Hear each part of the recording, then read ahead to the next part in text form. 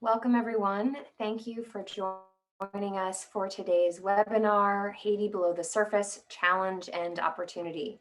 I'm Rebecca Blatchley with the Episcopal Church's Office of Government Relations based in Washington, D.C., and we're so pleased that you're joining us today for this critically important topic, and we're so grateful to the panelists for speaking and sharing their expertise.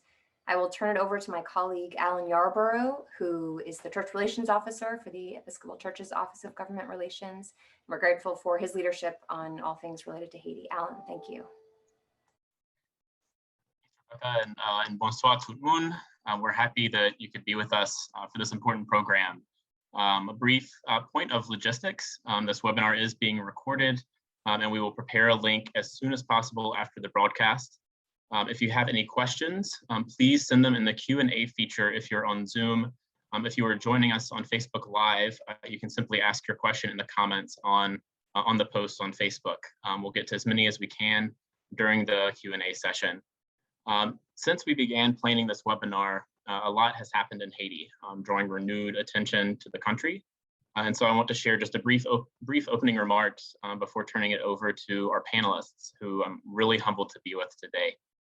What has been happening in Haiti recently has been difficult to witness from afar. It's been even more difficult for those who have been living under the uncertainty, under the threat of violence. And we want to express our condolences and sympathy to all Haitians who have lost a loved one to this ongoing violence, including the family of the late President Jovenel Moïse, and to those who have lost loved ones or become ill from the latest wave of COVID-19 infections. This increased political violence, gang violence, the weakening of governance structures has added to an acutely severe security crisis in Haiti.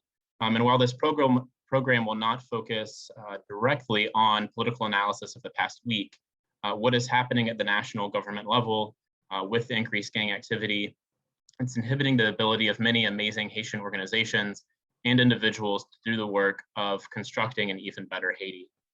We've seen Doctors Without Borders recently close their facilities, for example, in the midst of the first significant COVID spike in Haiti. Haitians of all types not only have their personal security at risk just to get basic necessities and engage in commerce, but the progress that they've been making in a number of sectors of Haitian life is also jeopardized. So in this program, we hope to dig deeper below the surface of the headlines to showcase the complexity of challenges Haitians face, to provide a realistic look at the country, but in doing so, to highlight the opportunities that Haitians are creating for better engagement and progress. What's happening in human rights and governance, in the economy and Port-au-Prince, and rural agriculture and farming, education, and so much more. All of this must be considered holistically when visioning Haiti's future. International actors like the US must not silo these sectors in such a way that it limits the imagination or sidelines local actors who are already hard at work. So these panelists who are with us today represent just 4 organizations out of many doing amazing work out there. I hope you are as impressed with the knowledge they have to share as I am. And you may sense an air of hope in my tone here. I hope that you do, because while these speakers will explore the complicated problems that challenge the Haitian people, there's power in that knowledge, and there's power in our ability to work together at ensemble, instead of separating out certain challenges as if one does not impact the other. Finally, we hope today that this program is an invitation for you to take action with us, both our particular organizations and in challenging yourself to learn more about Haiti. So with us today are 4 awesome panelists. I'll introduce them as we go. First up is Jake from the Center for Economic and Policy Research. Jake knows Haitian politics well, but has also covered international aid and foreign involvement in Haiti quite extensively. So Jake, could you share with us your take, not just on recent events in Haiti and how this fits into the context of history, but why it's important to more fully consider the reality within Haiti? Yeah, sure. And thanks for having me. Thanks to the HOG for organizing this and for all the panelists to come. I know we've probably all been quite busy this week and with everything else that's going on, but I think it is important to do this and take a step back, right, and sort of look at this bigger picture and have this discussion.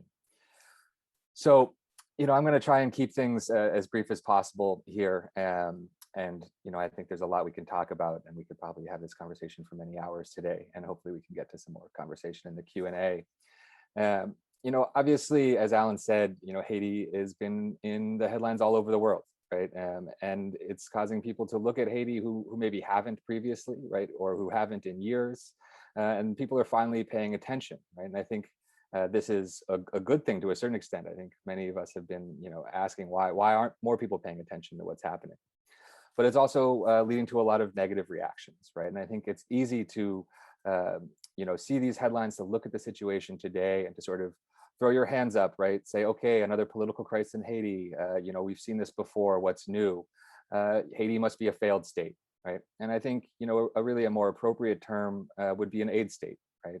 A state that has been shaped as much by foreign intervention and foreign interference as by the Haitian people themselves. So I think this has important implications, right? Not just for getting beyond the headlines like the topic of this event, but also, what we as outside actors can do moving forward, right? So first, I'll just give a little bit more explanation about this concept of an aid state and what I'm sort of getting at. And I think when we're talking about foreign interference and foreign intervention in Haiti, we could go back a long ways, right? We could go to the Haitian Revolution, the indemnity that was paid to France, the equivalent of over $20 billion, right? We could look at the US occupation in the early 20th century, two coups d'etats, elections that have been overturned.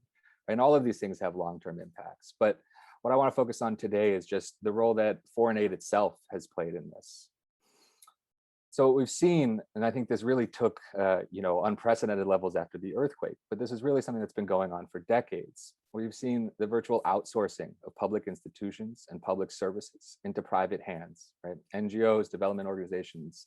This covers sort of the traditional sectors, health and education, but extends far beyond to the security forces itself, and also the very heart of the democracy, the electoral process, right?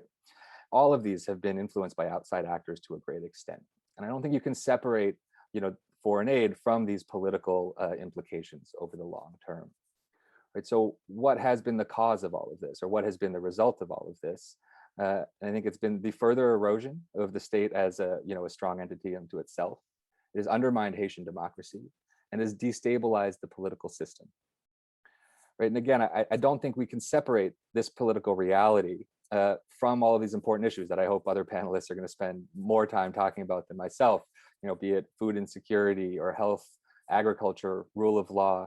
All of these things have to be related, right? And I think we often try and stay in our lanes, right? To focus only on the issues that our organization works on, or we want to focus on, and just to sort of stay there, right? And I think, again, we need to take this step back and to look at how all of these things interconnect, right? And so, again, just to give sort of one example to make this clear, or clearer at least, is one impact of this legacy of foreign intervention, and especially how it relates to the political system, right? And so because of this history, because for so long it has seemed that Haiti's leaders, political leaders, have been chosen or given legitimacy by outside actors and not by the Haitian people themselves, what ends up happening is that, and this is a perfect, it makes perfect sense, is that Haitian actors end up looking abroad for that legitimacy rather than looking internally, rather than looking at what's happening in the rest of the country, right? And so it comes as little surprise that we end up focusing so much of our time and energy on the political system and those issues, and rather than focusing on these broader topics, health, education, again, rural livelihoods, and all of these things that are the issues that are at the core of everyday life for the majority of Haitians, right? And so what can we do about it, right? What can we as outside actors do about it? And to me, the clearest role that we can play is to work to try and change the foreign policy in these countries that we're part of, right? So for me, working in Washington, right, it's working to change US foreign policy, to disrupt that dynamic. Because to me, so long as there's foreign powers that are picking political winners and losers in Port-au-Prince, the reality in the rest of the country will remain woefully underrepresented. And so again, I'm going to try and keep this brief, and I'll conclude here because I do think there is tremendous hope, right? And I do want to bring things back to that and to the topic of this conversation today. And I think what you've seen in recent years is really an unprecedented development where you've had organizations across the country really come together and start thinking about how to build an alternative here. And I think, again, when we look at all of these other issues, we have to support their efforts to build that political reality that reflects those interests, right? And changes that dynamic. And I think, again, right now there's a real opportunity to do so, right? And I'm happy, I mean, hopefully we can talk a little bit more about what that might look like and what those plans might be in the Q&A, but I will, I'll end there and turn things over to the rest of the panel. Thank you, Jake, for sharing that and giving some historical context, some both going back, but also recent historical context to what's going on in Haiti now. And I do hope we can return to that a bit later on in the Q&A to see what recommendations look like moving forward, what we are hearing from local actors in Haiti. But before that, next up is Sasha from the Institute for Justice and Democracy in Haiti, that works in the justice and human rights sector, both in the courts, but also in programs across the country, working with the Haitian population directly. So Sasha, your take on Haiti is a critical one for a number of reasons, but I'll let you explain more about what you do and why. Hi, everyone. Good afternoon. It is such a pleasure to be here. Thank you for convening all of us, Alan. I'm very honored to share the panel with such wonderful speakers, and have already learned a lot from Jake's intervention. So to start at Alan's request, a little bit more about what we do. I am an attorney with the Institute for Justice and Democracy in Haiti, IJDH, and we work on enabling Haitians to seek justice and accountability for, as well as legal protections from, human rights violations. And IJDH's model is to stand in close solidarity with our partner on the ground, which is the Bureau des Avocats Internationaux, who in turn represents individuals and communities in seeking to vindicate their rights.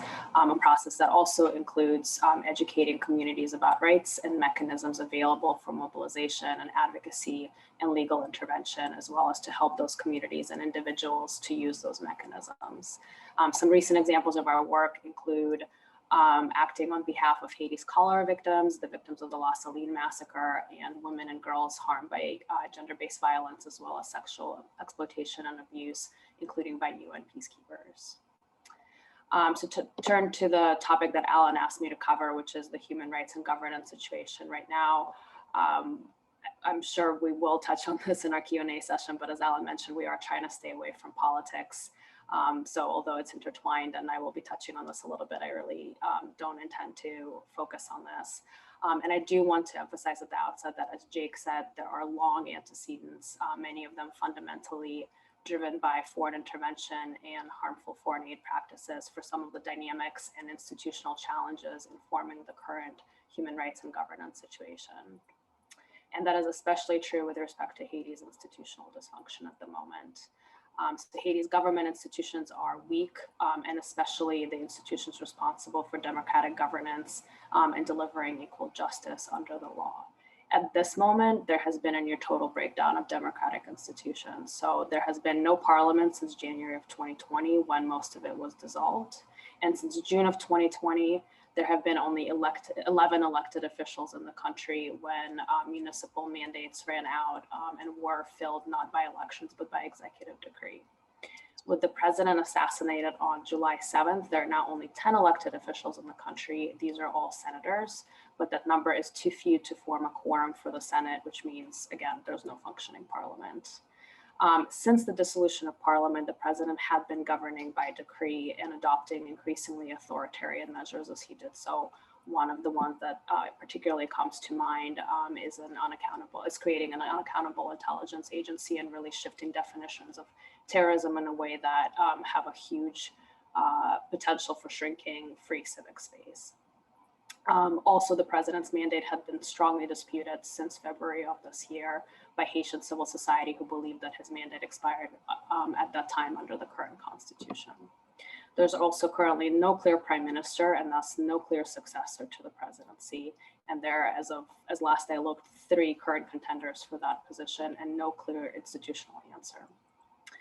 The Supreme Court is all but dysfunctional. There are only 6 justices left, which is not enough to hear most types of cases, including cases on constitutionality. And there are many judicial vacancies all across the judicial spectrum. There's no constitutional council and no permanent electoral council as is required by the Constitution. And so in this vacuum, the president had convened a provisional electoral council, but it is widely viewed as lacking legitimacy, including because it was appointed in an unconstitutional manner. and even the OAS in its recent Good Offices mission acknowledged as much.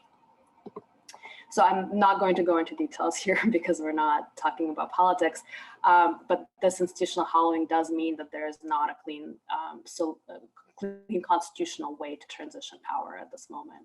Article 149 of the Constitution, which provides for filling presidential vacancies, cannot be used in the absence of prime minister and parliament. I assume we're going to talk more about this in our discussion, but this is part of the reason why Haiti civil society are calling for a rupture and a substantive transition right now. Any path forward at this point will not take place within democratic institutional boundaries. So what Haiti civil society has been saying for some time now is that Haiti needs a period of transition to reinvigorate institutions so they actually meaningfully empower people and address some of the chronic drivers of inequality and instability, including the ones Jake mentioned in his intervention. So given my organization's focus on accountability, I do also want to focus more specifically on Haiti's justice sector for a moment. It lacks independence and is also under-resourced. Both of these factors are implicated in widespread corruptions as well as a variety of dysfunctions, ranging from failure to investigate and prosecute serious human rights abuses, to lack of training and weak due process safeguards, to chronic closures due to strikes and insecurity.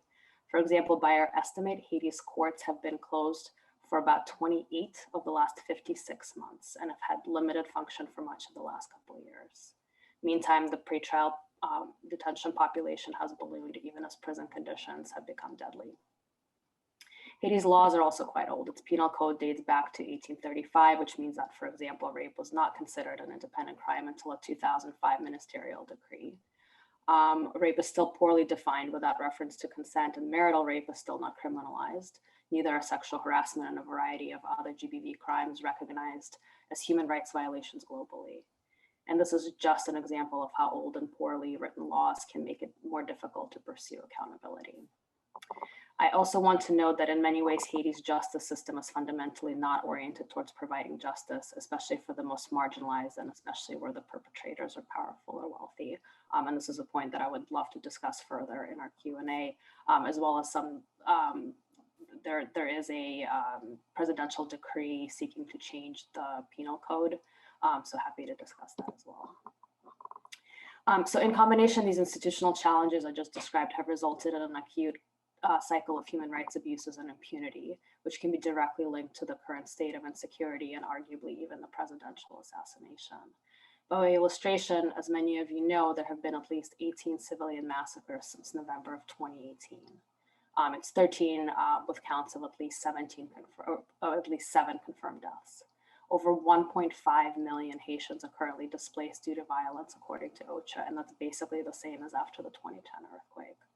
I'm not well equipped to discuss food insecurity and health issues, and I hope maybe the other panelists will cover these, but at least 4.4 million Haitians are at risk of acute food insecurity, and my understanding from others is that the situation may be even worse in the countryside with risks of famine due to impacts on harvests, and the health situation is declining both because of the violence and insecurity and because COVID is spiking, and the insecurity situation is leaving healthcare providers to be unable to be present for much of those. So there has been no meaningful proceedings to seek accountability for massacres like the ones I referenced, including the 2018 La Saline massacre, where at least 71 people were killed, and in which human rights reporting has directly implicated Haitian government officials. There likewise has been no accountability for other crimes and abuses like the Petrocaribe corruption scandal, which brought Haiti to a complete standstill for months in 2018 and 19.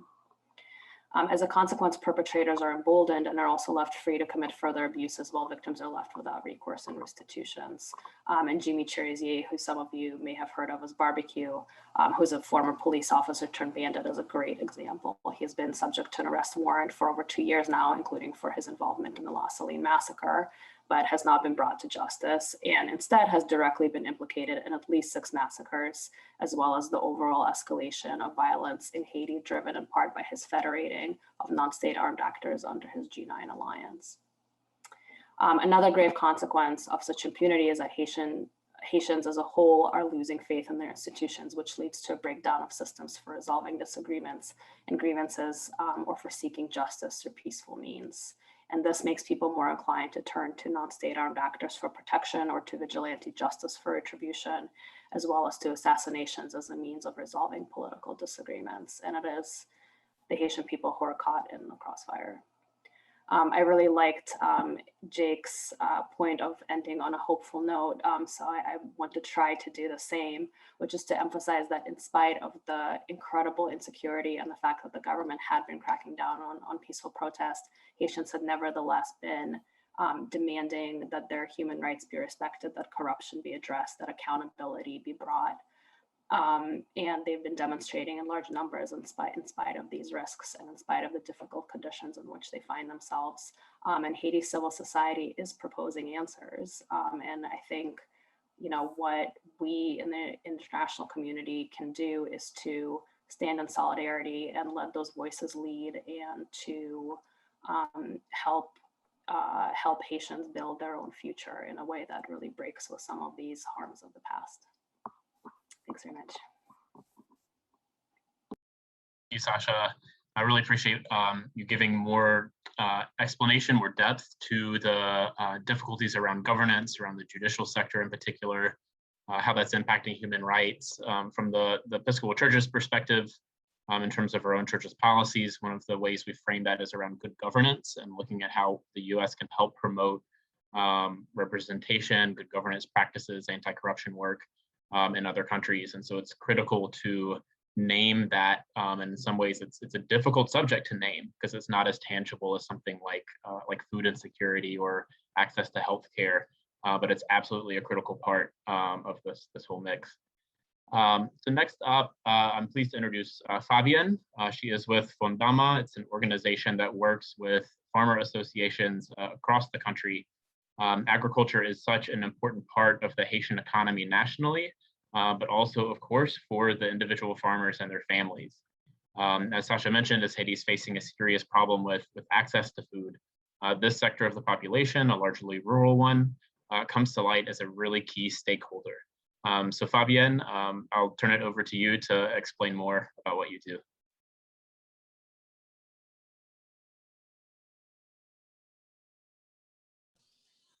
Thank you, Alan. Did you hear me? Yes, we can hear you. Sounds good. Oh, okay. Thank you, Alan, and good evening, everyone.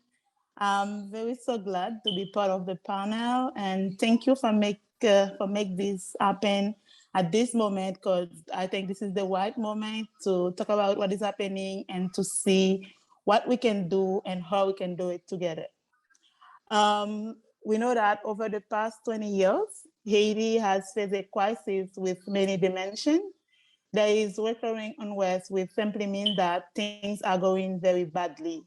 We face many questions, such as what is wrong, why is it wrong, and what must be done to make it work well. So I want to see with you the question that what is wrong, because the problems are immense and the stakes are very high.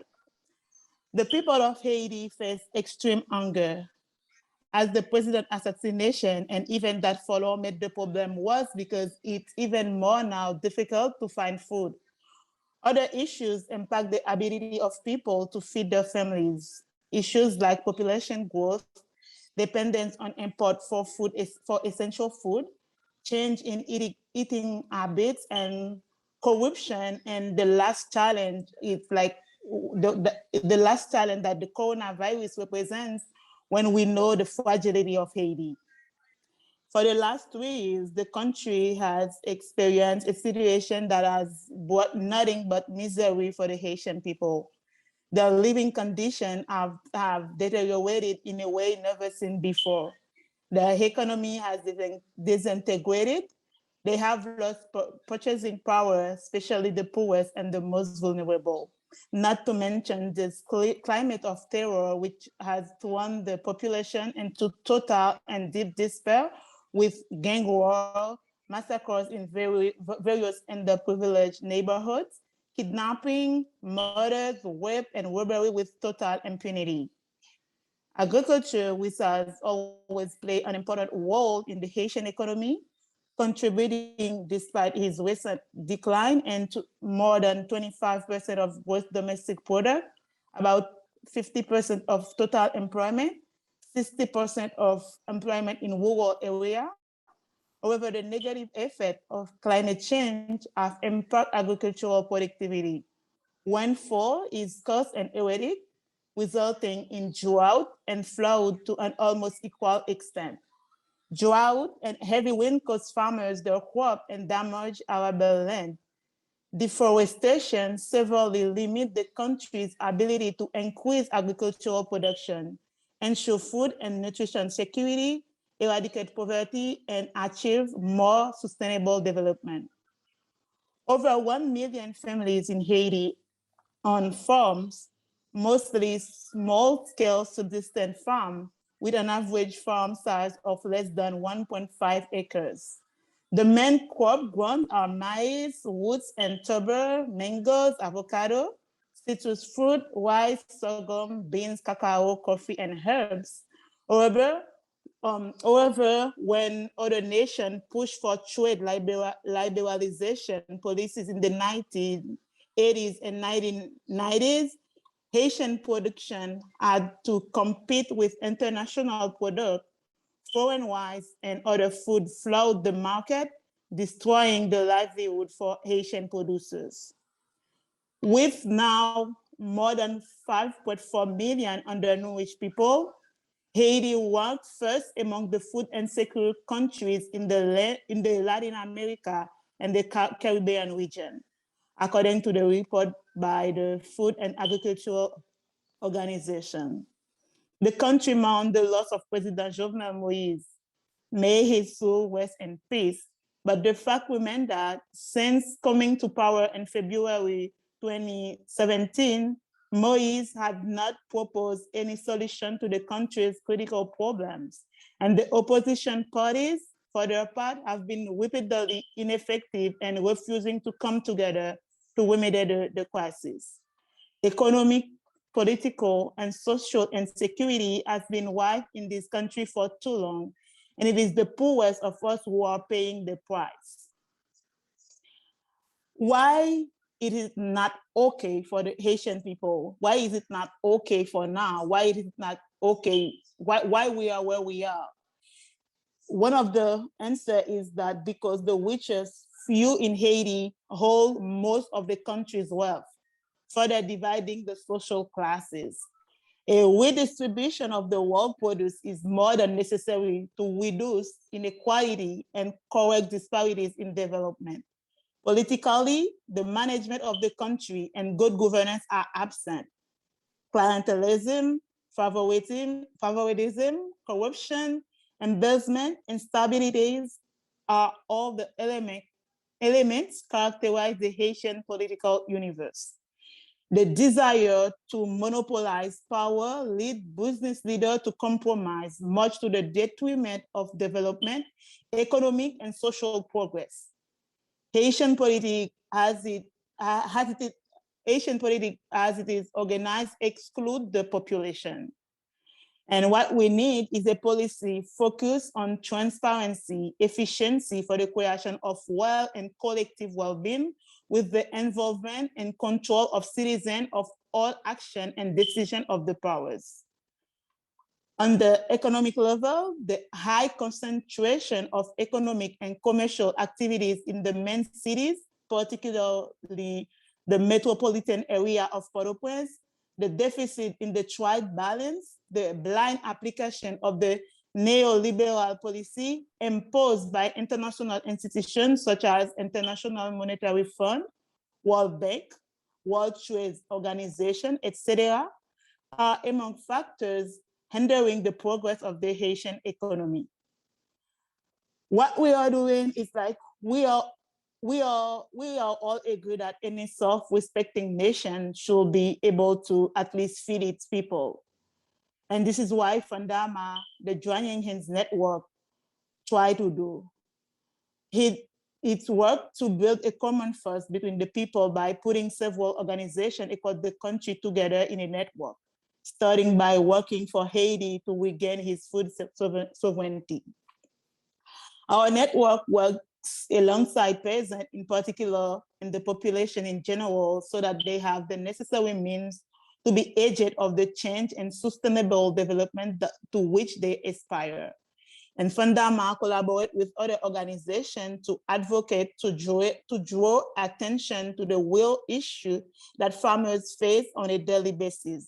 These include land grabbing, deforestation, crop failure, food insecurity, and environmental crisis. Fundama has produced radio spots that have been broadcast in rural areas. The broadcasts keep farmers informed about today's problem and stress the importance of working together for a comprehensive and sustainable solution. Fundama also works with farmers to adapt to climate change by changing planting schedules, planting drought-tolerant crops, diversifying crop, and implementing techniques that minimize the effect of flooding. With the support of partners, Fundama distributes seed to places if affected by natural disaster and train peasant farmers in agroecological method, which we are sure can help to cool the planet. Beyond supporting peasant farmers with practical skills and knowledge, Fundama strives to bring about policy changes at local and national level. The network put pressure on decision makers and authorities to legally recognize the land right of rural poor and to place peasant production at the heart of agricultural development strategies. Everything that has been happening in Haiti lately is not at all acceptable. Is it immoral that in the 21st century human rights are so trampled? Outsiders might say that Haitians are lazy, that they are creating their own hell, or so many other things, but that is far from the truth. I am talking about a proud, combatant, resilient people who can take 1,000 blows in a day and who still raise their head to move forward toward a better tomorrow. And it is now alongside these people and with them that I invite you to work. Let us join our hands to bring about change in Haiti that will improve lives and livelihoods. Thank you. Fabienne, very much for sharing your insight both into the political situation and then tangibly what you do through Fundama. And I hope that folks can hear how some of the quote unquote upper level or higher level government decisions, the lack of movement, some of the political uncertainty plays out in things like not having an effective means of addressing climate change, not addressing food insecurity, issues around land grabbing. You know, these dynamics all work together. And so I hope that we all are able to hear those connections and identify ways that there can be a synergy here among our work. So finally, Cindy, your work with Fabienne and you work with Fabienne and Fundama, but also oversee PCUSA relationships or Presbyterian Church of USA, oversee those relationships between Haiti and the US. So I think it would be helpful for our audience today, knowing we have a lot of faith-based folks out here to hear about your work and perspective on engagement before we move on to Q&A. Thank you so much, Alan. And thank you for making this possible. And thank you so much also to the fellow panelists. I am a bit in awe to be in this, to be on this panel. Back in 2010, I think it was in October of 2010, I was in DC and I was able to go to a book signing with one of my favorite authors and probably one of your favorite authors, Edwige Donnicott. I was a journalist at the time here in Virginia, and I asked Edwige Donnicott during the Q&A, what should journalists write about? What should journalists be telling about what's going on in Haiti? And she paused for a minute and she said, tell the stories of what Haitians are doing for themselves. And that turned out to be, just an amazing sentence and a statement, and it struck me then.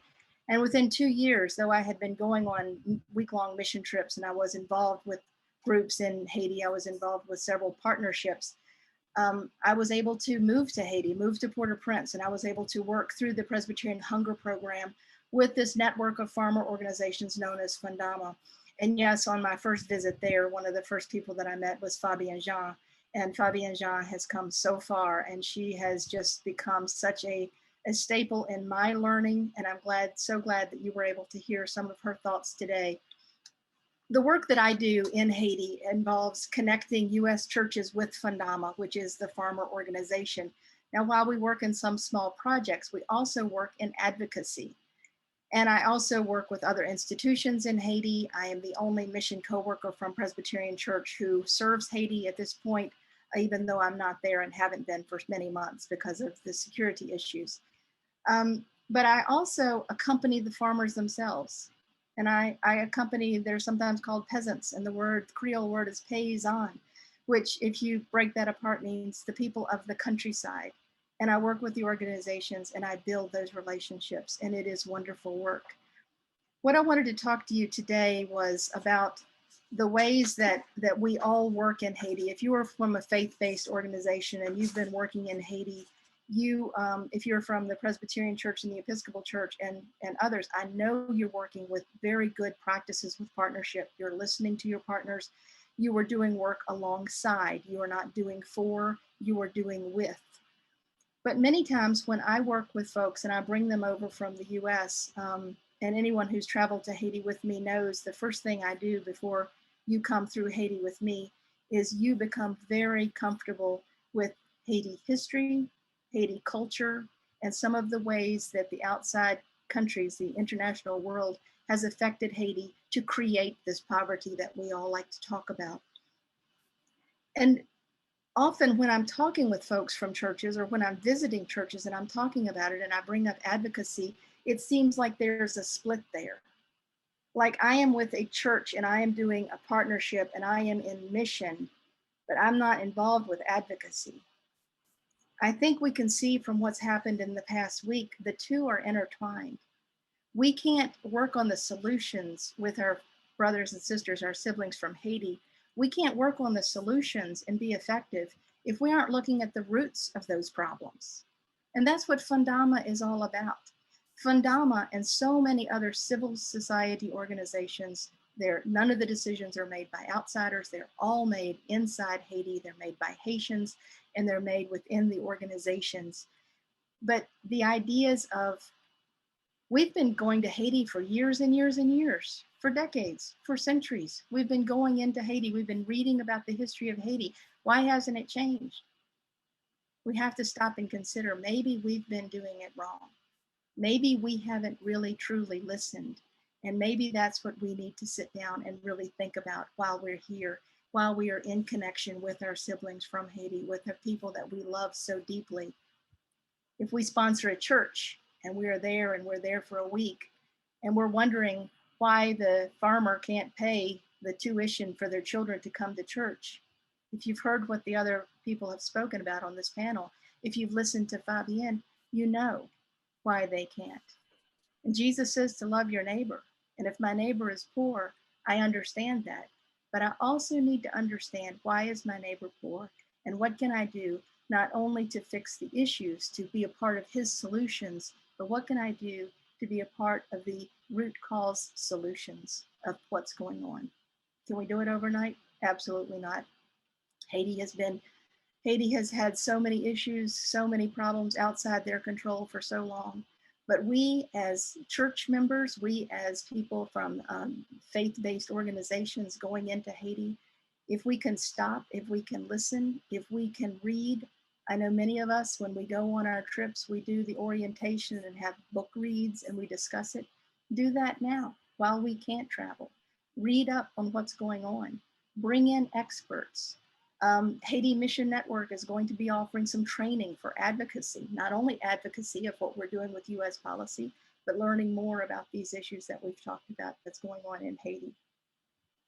Consider that maybe if you do some of these things, your idea of mission might change, and be comfortable with that. What would happen if your Haitian leaders were fully empowered or more empowered? We carry the words of Micah with us. We love kindness and act justly, and we walk humbly with our God. But when we're talking about Haiti, our job is much bigger than planning for that 1 week when we're there. Our job is to understand the reality, to understand the trauma, to understand the issues that are going on, not only with our communities, but the people that they love around the country. I am so honored to work alongside Fabian. I am so honored that you were able to hear her words and to hear the words of our other experts. And I am available at any time if anyone needs other information. And let's do it, and let's do it well. And we will be back in Haiti. So let's make differences in what we're doing, true differences. Thank you. Thank you very much for speaking to what how our church partners and others in the U.S. can engage and improve their engagement here with Haiti, with the Haitian, our Haitian friends, our Haitian siblings, the word you used. Really appreciate that. And I want to turn into the Q&A period. Appreciate the questions that have been coming in, and I've started to sort of reform a couple of them to hopefully touch on several questions at once. And want to lean into the expertise of our panelists here. So any of you all, please feel free to jump in answering them, but I'll at least direct the question for starters to one of you. So Jake, there've been a few folks asking, about these proposals that we're hearing from local organizations, from civil society organizations, from missions that represent a number of organizations in Haiti on how to move forward from the point that Haiti is at now. And I was wondering if you could speak to that and perhaps how that might be informed by the work that's been ongoing for years. Yeah, I think that's right. And a crucial point, right? The work that's been ongoing for years. I mean, I think, again, like I was saying, I think so many people sort of have tuned in this week to Haiti, right? Or last week to Haiti, and forgot that this, political crisis, this concern over governance and who's going to be leading Haiti and what the future holds, was the main point of discussion in Port-au-Prince the week before this too, right?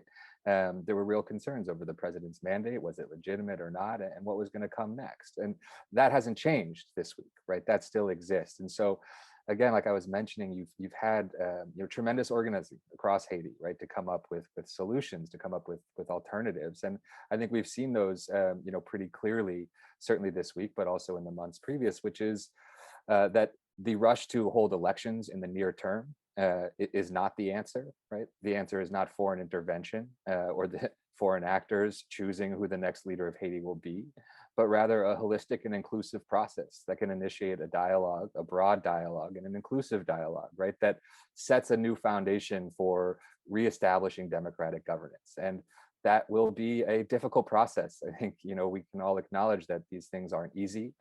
I certainly don't have all these answers, right? But I think we have to acknowledge that the answers will come from Haiti and from Haitians, right? And they are coming up with these proposals, and we need to listen to them, right? And allow that process to play out. And so I think, again, looking at that, looking at a transitional government is certainly what has gotten a lot of support among civil society groups in Haiti, something that can take some time to oversee reforms to the electoral system, reforms to the judicial system, and reorient that in order to actually move forward in a more sustainable way.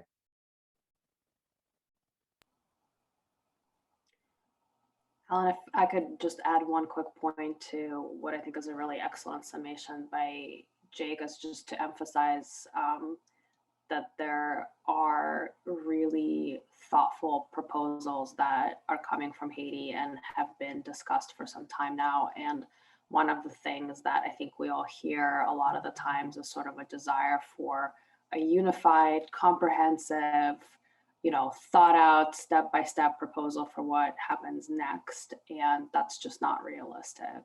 We don't have that kind of consensus ability in the United States, for example, and we're not facing all of the same challenges.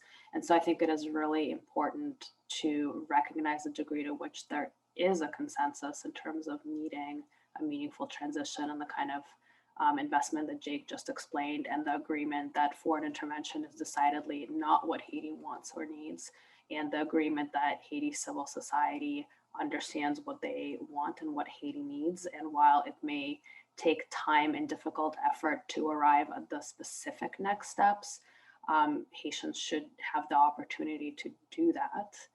And on that, I think there's meaningful agreement. And I I think it's really important for that to not get lost sort of in the desire for sort of a unified single voice answer from all of Haitians on the entirety of some really complicated questions. Jake and Sasha. And you know, Sasha, I think another question I'm seeing connections to, and you also alluded to this in your opening remarks. What examples of BIA or IJDH work could you point to that are supporting survivors of human rights abuses, that are seeking accountability, that might illustrate some of the dynamics around the justice sector that you described? And without piling too much on, perhaps that's a place as well to talk about the path forward with the penal code, if you want to speak to that too. Yikes, that is a lot to put on.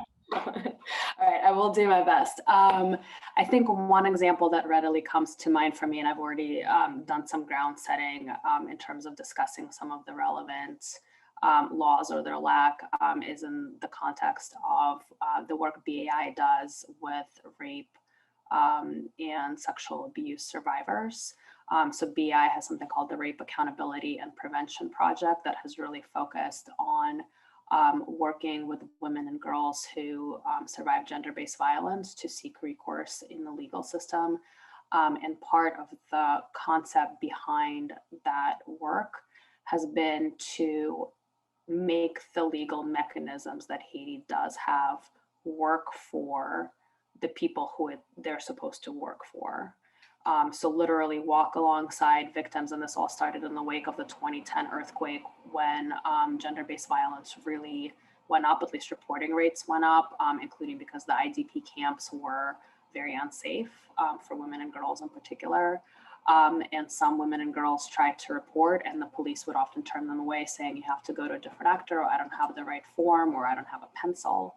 And BI literally started going alongside survivors and bringing pencils and bringing forms and saying, no, this is the law and you have to take this form, and this is the next investigative step, and did you file that thing, and why isn't the prosecution moving forward? And that's the program as it exists now, very much empowering and enabling survivors of gender-based violence to seek recourse within Haiti's system. And part of the reason I think this is a really good microcosm for talking about some of the challenges at issue is that gender-based violence remains deeply prevalent in Haiti. It's frankly a problem all across the globe, but it is a particular problem in Haiti as well. The laws, frankly, are quite antiquated and fail to provide adequate protections, and Haiti's justice sector, including for some of the underfunding and interference reasons, and also just some cultural and other biases, has historically not done a great job of treating seriously gender-based violence claims. Some of that, like including especially for domestic violence, because that is often perceived to be an issue that's really within the family. And as I mentioned, marital rape is not in fact considered a crime under the law. And certainly culturally, apparently advocacy judges really refusing to acknowledge it as an act of violence, let alone a crime, and being really resistant to trainings to that effect. So, all of that paints a rather dim picture in some ways, and there are serious gaps, but there's also hope in what the BI experience of this has been, which is that the system has improved. There's still, not nearly enough investigations and prosecutions, and certainly not nearly enough convictions. Few victims receive restitution, but now some of them are able to get their cases investigated and prosecuted, and that is a step forward. And that's been accomplished by really getting the rusted gears of Haiti's justice system to move, and people really making an effort to make that forward. And I think that's a really important model to think about, because as Jake was saying, a lot of the past models in terms of foreign interventions, including sort of well-meaning ones with aid, really bypassed Haiti's government, which deprives it of the ability to build capacity to really respond to Haitians' needs and to serve as a recourse when a violation takes place. And so this is an alternative to that model, right? It can be slow and painful, but it does have results. And for example, some of the training is accompanying this program and sort of efforts to sensitize the police to the fact that they are required to take these reports and investigate them and to sensitize them to gender-based violence have resulted in the fact that you really see, at least in Port-au-Prince, women's advocates saying that the experience of women reporting has improved. So, to summarize, I think there's both sort of an encapsulation of ways in which there are weaknesses that are systemic that really need to be addressed, including in reconceiving of the justice system as needing to serve the disadvantaged and needing to be a resource to the disadvantaged, which historically it really hasn't been. And historically, if a defendant has money, they can generally avoid the case. And if a victim doesn't have money, the case doesn't move forward. And so that there's a need there to really address those institutional weaknesses, but there's also a hope there in terms of what can be accomplished with the right kind of intervention. And then to just quickly address your final question, just because it's an interesting thing to be aware of. President Moïse, by decree, actually enacted a changed penal code. So as I mentioned, the penal code has not been changed since 1835, and that is 1/8. There have been for a long time discussions about reforming it and sort of advanced copies with input from all kinds of civil society. But with Parliament no longer in session, President Moïse, by decree, enacted this set of penal code reforms. And it's a bit complicated because there are elements in there that would be improvements over the current code, for example, in particular in the GBV space, but there are also elements there that, for example, would allow the president to give certain kinds of impunity in financial crimes cases, which, given the lack of accountability for Petrocaribe, is deeply problematic. And more importantly, as a matter of sort of rule of law and governance and trust in government, enacting major penal code reform by presidential decree without parliamentary participation, even though this is a legislative act, is just deeply problematic. Tasha, and taking the time to do a deep dive into that example to illustrate some of the dynamics we're talking about. Hopefully that helps folks see how that can be, a concrete issue, and then to learn how BAI and IJDH are helping to work alongside Haitians with that. So what I think we may have time for one more question, and I want to direct this to Fabian and Cindy. And I'm wondering if perhaps you all could share an example of a success story in sort of relationships between the US and Haiti and some of the networks you've seen. And in that example, kind of help us see what best practices that points to for US partners in their Haiti relations. Yes, and I'm going to, I think if Fabian agrees, there was a situation where a church in Virginia they had some funds and wanted to do a water project for a community that was in need. And I worked obviously with Fabian, and Fabian figured out among our network who might have a water issue that would rise to this. And we located a community, or there was a community in Guomor and Leogan. And the way that the process worked out was, it was just so beautifully open with the trust factors of allowing the community to trust the church. And Fabian might be able to share a little bit more about that.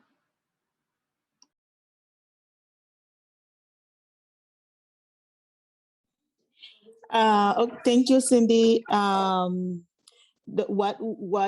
was the things is like, when you listen to people, when you invite them, when you heard what they have in mind, they are more open, and they share with you, because Haiti is a very difficult country, because all the area has their own reality, and it's the people in the reality who live in the community who exactly know what they want or what can do.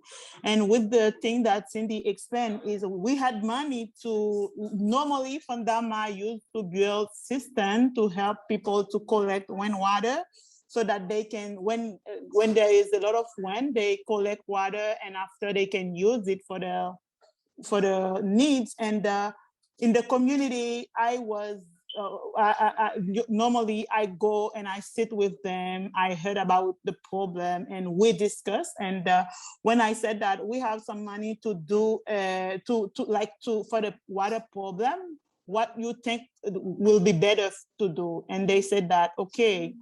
I said that normally we help communities to build system. They say, oh no, we don't need system. We don't need system because we have water sources. And I think that what will be better for us is to try to bring the water in the community. That's gonna be more lasting and that will be more effective. And I think that is what is one of the best experience that we have with the people, because they have the water, even if it's not in the community yet, but because it's their idea, they take care of it, they take part of it, and right now the water, they use the water for the community.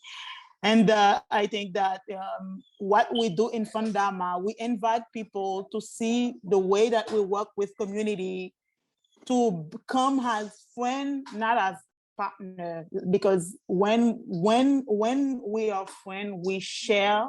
You learn from me and I learn from you. But when you come as partner, like they used to do it as a let's say they used to do it in the one way. And I think that with the friendship that we try to integrate, we work better with our partner, we work better with our friend, because we give them what we have, they give us what they have, and that make it happen. Thank you for that, Fabian. And when you first shared the story, it may not sound like much, but to have a Haitian community understand that there was a church willing to give money, had the money, was ready to give the money, and had an idea of what to do. So often you will hear a community say, well, that's what they want to do, we will let them do that, because we don't want them to leave. We don't want them to be upset. And this community trusted Fabienne, trusted us, and therefore trusted the church. And then the church was able to understand that what we do first is listen. And there are many examples like that. Right now, even with all of what is going on, there is a huge building project going on La Gonave with an Episcopal parish, and the partnerships have raised money for years. This was what the community wanted. And what makes this so remarkable is that the partners and the donors, more importantly, the donors, had decided that maybe what they really wanted to do was to bring in a US-based architect and US-based engineers. And they stopped long enough to listen to the priest. And it is an entirely Haitian project that's going up, hundreds of thousands of dollars. And this project will help generations of students not have to travel into another village to go into middle school. And it takes listening, and it takes setting the ego aside and being part of that, and it works. And it is beautiful when it happens. And Fabienne and I are very proud of what has happened in Guilmore and Léogâne. Thank you, Cindy and Fabienne for highlighting how, even in the smaller relationships, not just at an advocacy level, but in our smaller relationships, some of the same shifts in posture needs to take place in terms of listen for those of us in the U.S. to listen to our Haitian partners, listen to our Haitian friends in the work that we have before us. Thank you all for this insight into Haiti on behalf of the Episcopal Church and the Haiti Advocacy Working Group. I really appreciate the time that you took to share with us your expertise. And thank you to those attending as well for your attention and your questions. We will send a resource email out to all who attended, and I've seen there are a lot of great questions we did not get to. In particular, I've seen a lot of questions around what we should or can be advocating for to the US government. And we can include a few examples of what Haitian organizations and Haitian coalitions have been asking for in terms of advocacy. the U.S. government. We can include that in the resource email, and there will also be an upcoming sign-on letter that some of our organizations have been working on that will come out soon. Before we end, I just want to invite Bishop Todd Owsley to offer a closing remark. Bishop Todd is on staff with the Episcopal Church, with the Episcopal Church Office for the presiding Bishop Michael Curry, and part of his portfolio involves working with Haiti. So Bishop Todd, I'll let you have the final word, and then we'll close. Thank you. Thank you, Alan, and all the panelists for your excellent insights today. Thanks so very much. I just want to say that since 2010 and the massive earthquake in Haiti, the Episcopal Church has redoubled its efforts to have accurate insights and appropriate responses to the church, through the church to the people. But one of the learnings that we've had is that our history, which is a long one, over 150 years of engagement with the church in Haiti, is one of not listening as carefully as we should. We've learned painfully the price to pay when we don't listen and impose our ideas rather than entering into partnership with the people of Haiti. So I'm really encouraged by hearing Cindy and others indirectly reference, and Cindy directly reference Micah 6:8, do justice, love mercy, and walk humbly with our God.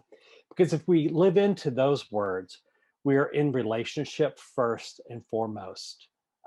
Doing justice, living in right relationship with one another and with God, being merciful, showing compassion and forgiveness, and walking humbly, allowing ourselves to be brought low, to be one with the people, one with the earth.